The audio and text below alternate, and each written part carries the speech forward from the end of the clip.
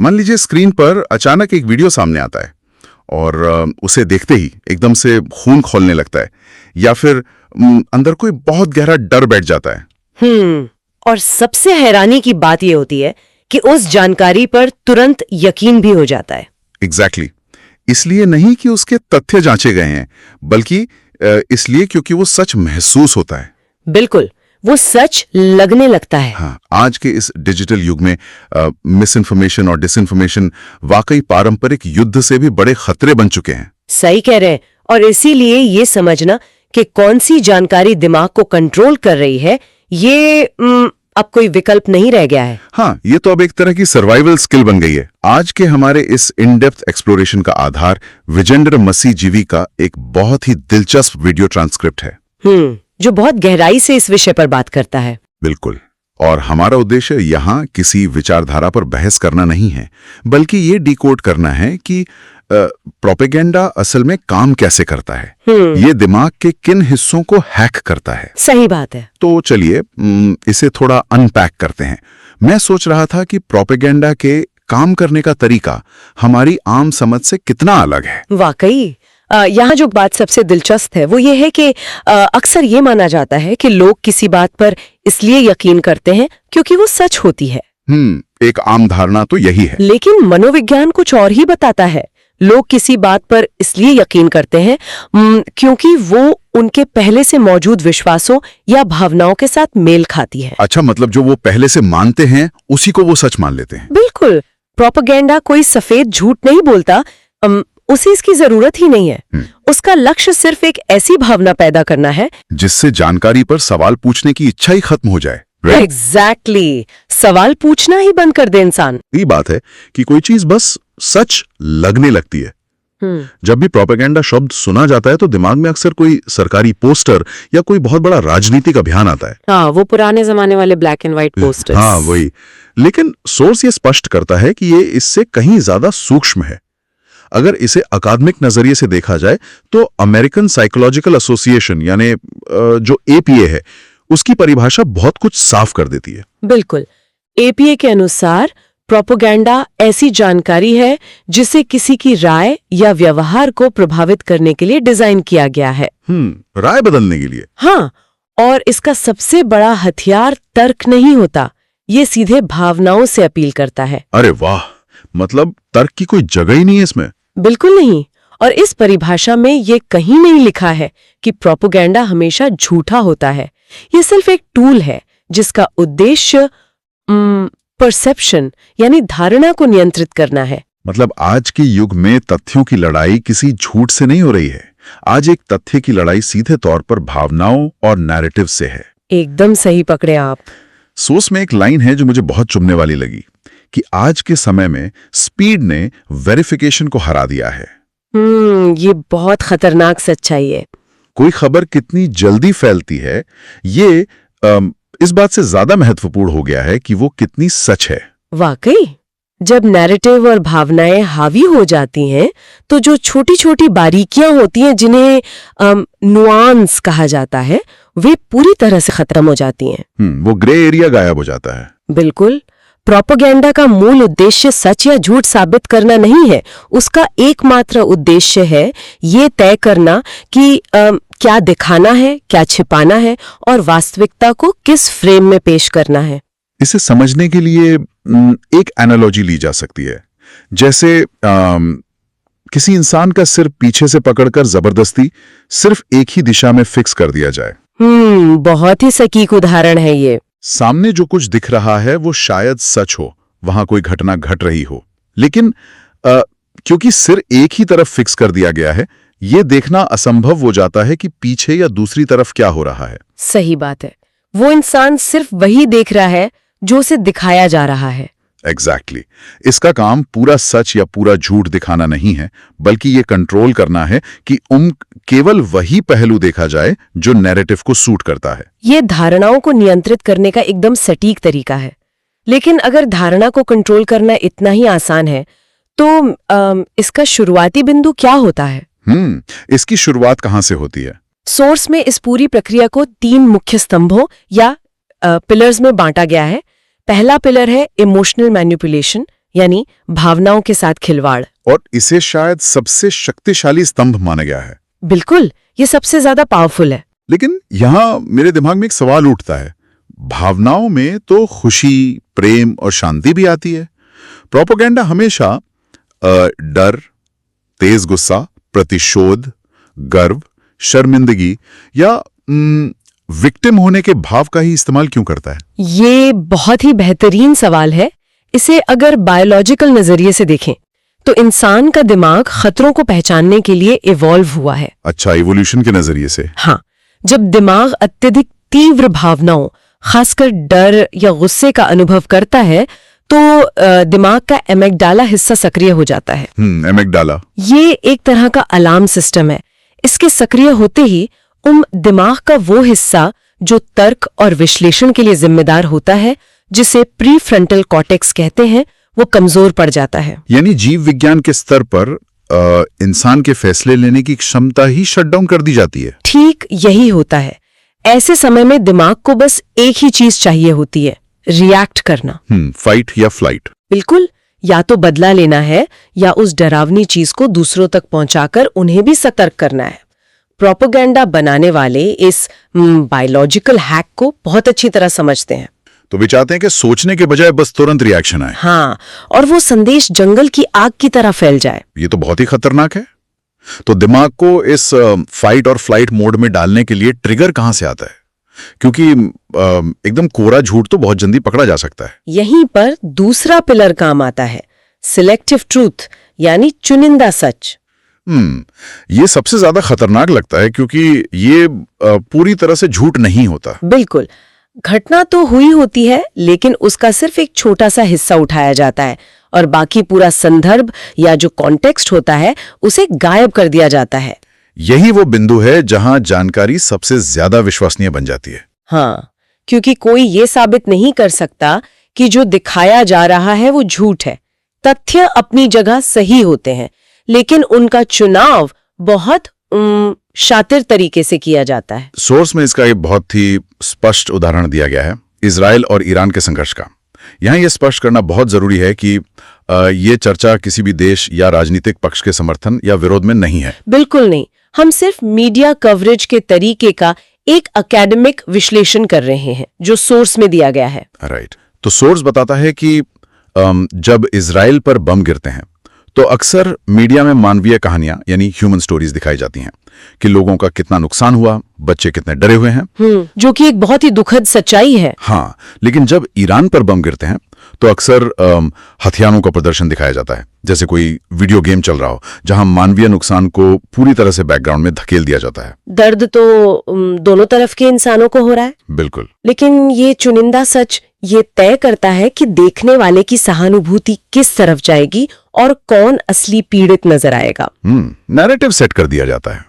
ये selective truth का एक क्लासिक उदाहरण है जो दिमाग में एक अधूरा लेकिन बेहद शक्तिशाली दृष्टिकोण तैयार करता है। अगर आधा सच दिखाकर भ्रमित किया जा रहा है तो सवाल ये उठता है कि लोग उस बचे हुए हिस्से या संदर्भ को खोजने की कोशिश क्यों नहीं करते? उन्हें क्या चीज रोकती है? उन्हें रोकता है प्रोपेगेंडा का तीसरा pillar, binary framing. Binary framing. हाँ, असल में दिमाग को ऊर्जा बचानी होती है। जटिलताओं को समझने में मानसिक मेहनत लगती है। दिमाग वैसे भी आलसी होता है। बिल्कुल। इसलिए जब दुनिया को सिर्फ दो स्पष्ट हिस्सों में बांट दिया जाता है, एकदम ब्लैक एंड व्हाइट, हम बनाम वो, अच्छा बनाम बुरा, तो दिमाग के लिए इसे प्रोसेस करना बहुत आसान हो जाता है। लेकिन असल जिंदगी तो इतनी सरल नहीं होती। जिंदगी हमेशा ग्रे एरिया से भरी होती है। जब भी किसी जटिल मुद्दे को पूरी तरह से खत्म करके चीजों को इतना आसान बनाकर परोसा जाए कि दिमाग को कुछ सोचना ही ना पड़े, तो वहां संदेह होना स्वाभाविक है। ये संदेह बहुत जरूरी है। बाइनरी फ्रेमिंग का सबसे बड़ा फायदा ये होता है कि इससे ध्रुवीकरण यानी पोलराइजेशन बहुत आसान हो जाता है। लोग बढ़ जाते हैं। हाँ, जब दुनिया सिर्फ दो हिस्सों में बटी है तो इंसान के लिए अपने पक्ष में जाकर खड़ा होना बहुत आसान और अस्वाभाविक लगता है। उसे लगने लगता है कि वो धर्म और सत्य के साथ है और सामने वाला पूरी तरह से दानव है। बिल्कुल। इतिहास में हिटलर ने इस तकनीक का बहुत ही भयानक तरीके से इस्तेमाल किया था। प्रोपेगेंडा को हमेशा सूक्ष्मताओं या नुआंस से नफरत होती है, क्योंकि गहराई में उतरकर शांत दिमाग से विचार करना शुरू करते ही प्रोपेगेंडा का तिलिस्म टूटने लगता है। एकदम सही। अब यहां से एक बहुत ही दिलचस्प मोड़ आता है। ये तीनों पिलर्स, इमोशनल मैनिपुलेशन, चुनिंदा सच और बाइनरी फ्रेमिंग, सबसे ज्यादा कहानियों और सिनेमा में देखने को मिलते हैं। हाँ, क्योंकि सिनेमा सीधे भावनाओं से जुड़ता है। सोर्स में सिनेमा और कला का काफी जिक्र है। वहां कश्मीर फाइल्स, केरला स्टोरी जैसी फिल्मों के साथ साथ Schindler's list, turtles can fly और आर्टिकल 15 जैसी फिल्मों की बात की गई है। लेकिन यहाँ एक चुनौती है। अगर कोई फिल्म समाज की किसी बहुत कड़वी और क्रूर सच्चाई को दिखा रही है तो उसे प्रोपेगेंडा क्यों माना जाए?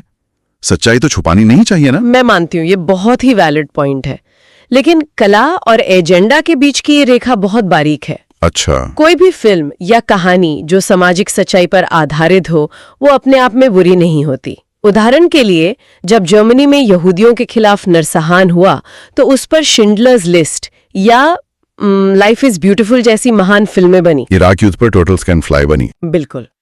लेकिन यहाँ फिल्म के अंतिम प्रभाव को देखना होगा।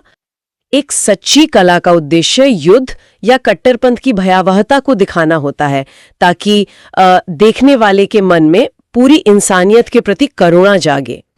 और ये भाव उत्पन्न हो कि ऐसी क्रूरता दोबारा कभी नहीं होनी चाहिए। एग्जैक्टली। मतलब वो फिल्म किसी व्यवस्था या नफरत पैदा करने वाली सोच पर सवाल उठाती है, न कि किसी विशेष समूह के खिलाफ हथियार उठाने के लिए उकसाती है। बिल्कुल सही। लेकिन अगर कोई फिल्म बाइनरी फ्रेमिंग का इस्तेमाल करके दर्शकों के मन में किसी एक पूरी कम्युनिटी के खिलाफ नफरत पैदा करने की कोशिश कर रही है, अगर वो दर्शकों को दो खेमों में बांटकर एक पक्ष को दूसरे के खिलाफ हिंसक रूप से खड़ा कर रही है, हाँ, तो वो कला की श्रेणी से बाहर हो जाती है। वो सीधे तौर पर एजेंडा को आगे बढ़ा रही होती है। ये बहुत ही क्लैरिटी देने वाला पॉइंट है। प्रोपेगेंडा को पहचानने का एक और लिटमस टेस्ट सोर्स में दिया गया है जो बहुत पावरफुल है। सत्ता यानी पावर के साथ इसका रिश्ता। ये परखने का एक बहुत ही व्यावहारिक तरीका है कि कोई संदेश महज एक जानकारी है या एक डिजाइन किया गया हथियार। सत्ता और प्रोपेगेंडा का रिश्ता चोली दामन का है। किसी भी मैसेज, चाहे वो फिल्म हो, कविता हो या न्यूज रिपोर्ट हो, उसकी असली पहचान करने के लिए बस ये देखना होता है कि क्या वो नैरेटिव मौजूदा सत्ता और सिस्टम को मजबूत कर रहा है या वो सत्ता पर सवाल उठा रहा है। राइट। सोर्स में रंग दे बसंती फिल्म का उदाहरण दिया गया है।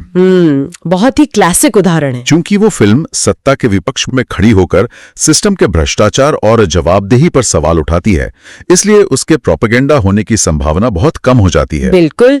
प्रोपेगेंडा आमतौर पर हमेशा सत्ता के साथ खड़ा होता है। जैसे हिटलर का प्रोपेगेंडा हिटलर की सत्ता को ही मजबूत करने और उसके फैसलों को सही ठहराने के लिए बनाया गया था। सही कहा।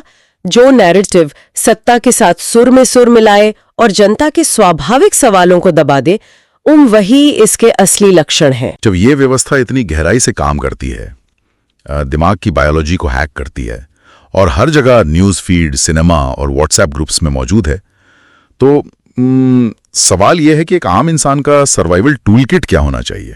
ये सबसे जरूरी सवाल है कि खुद को इस अदृश्य जाल से कैसे बचाया जाए। सोर्स में इसके कुछ बहुत ही वैज्ञानिक और व्यवहारिक तरीके बताए गए हैं। सबसे पहला और सबसे महत्वपूर्ण टूल है स्लो थिंकिंग। इसे समझने के लिए नोबेल पुरस्कार विजेता डैनियल काहनेमन की किताब थिंकिंग फास्ट एंड स्लो का सिद्धांत बहुत काम आता है। वो 2 सिस्टम वाला कॉन्सेप्ट। हाँ, इसके अनुसार दिमाग 2 सिस्टम पर काम करता है। फास्ट थिंकिंग जो बहुत तेज, सहज, भावनात्मक और ऑटोमेटिक होती है, इसे ऊर्जा नहीं चाहिए होती। और दूसरी होती है स्लो थिंकिंग। बिल्कुल, जो विश्लेषणात्मक होती है, तर्क पर आधारित होती है और जिसमें समय और मानसिक ऊर्जा लगती है। और चूंकि प्रोपेगेंडा हमेशा फास्ट थिंकिंग को टारगेट करता है ताकि तुरंत भड़कने या डरने वाला रिएक्शन मिले, इसलिए बचाव का एकमात्र तरीका जानबूझकर सोचने की प्रक्रिया में फ्रिक्शन या रुकावट डालना है। अपनी सोच की गति को धीमा करना होगा।